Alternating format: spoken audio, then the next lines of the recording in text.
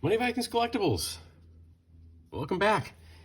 Happy Friday to you. Hope you're having yourself a good day and getting off to a good week. Hey, I want to do a quick video essay called "It Isn't Just Cardboard."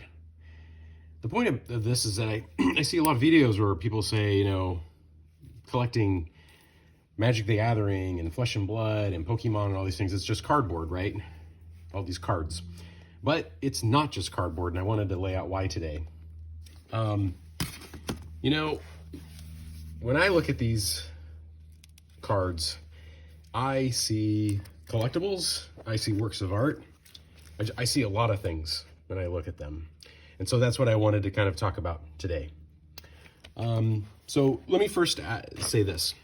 If it's just cardboard, then we need to think about that in terms of all kinds of other things in the world. Let's take, for example, a house or real estate. Okay, house or real estate. Well, it's just wood and it's just dirt and it's just metal. So does it matter? Yeah, it does. It does because of the way humans design and utilize it and add value to it, and because humans and people think it has value, but it also serves a purpose.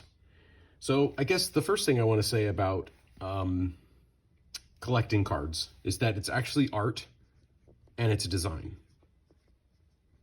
Okay? It's art and design. So I find these cards beautiful. I think they're really well designed, and the game is also well designed. And that adds value to them. Now, you can make them shiny too. That doesn't hurt. Apparently, if you make them shiny and borderless, that also makes them more valuable.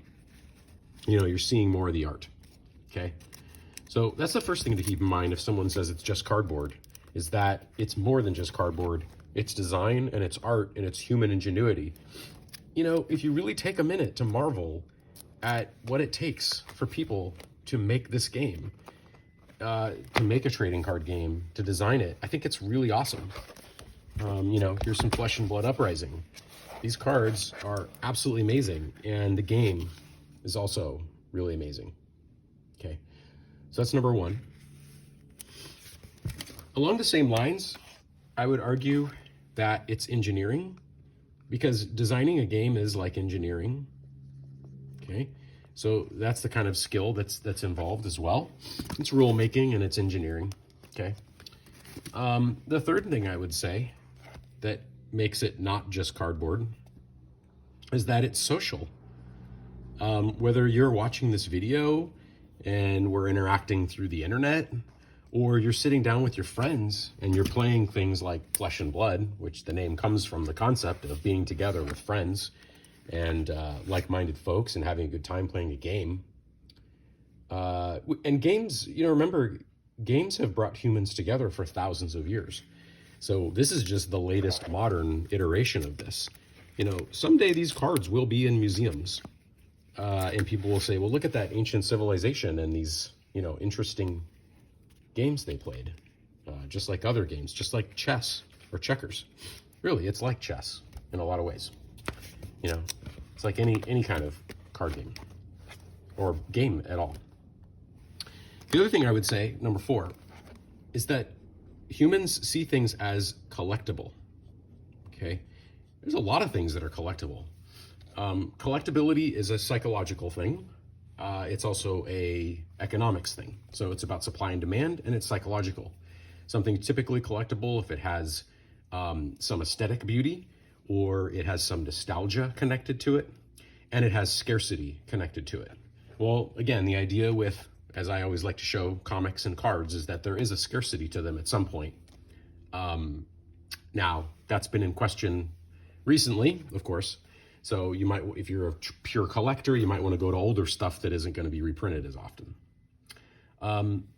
So that leads me to number 5. I kind of covered it in the beginning, art. I look at these cards as little works of art. And so for me, it is actually about being a kind of art collector.